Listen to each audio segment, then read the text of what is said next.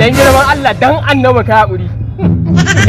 Ka san darajar annabi kuwa da za ka zo sati wai me ma ka zo yi? A ka gane ni injiniya ne bakanike ne. To Na zo wucewa ne. Ka gane sai na ga mashin din tana buƙatar gyara. Kamar aljani nake ni in dai na zuba ido na ga abu. To ni zan ga abun can gaskiya na buƙatar gyara shine ce bari in zo in gyara. kuma kuwa a lallan gyara ya kawo ka inda za ka halaka. Halaka kuma? Barawo kai ɗaya ko? A wallahi ba barawo bane. Mai mashin din ma da kake gani ba ƙaramin fitanan ya fi bala'i. Ni injiniya ne. Bello! Inna lillahi wa inna ilaihi.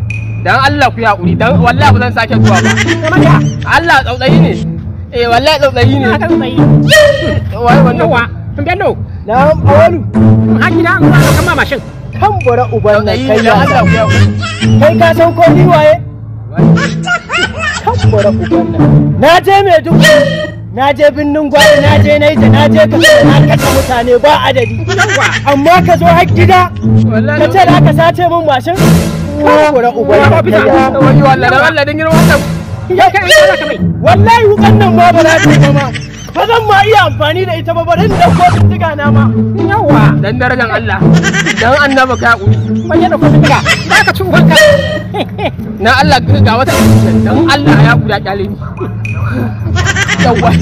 Yawwa nagode. Yawwa sake ni. Kai nan da gudu. Gudu. Ka gudu. Nagode. Yawa.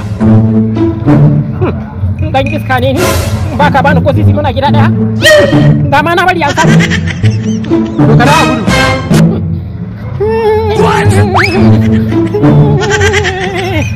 Lafiya yana ina.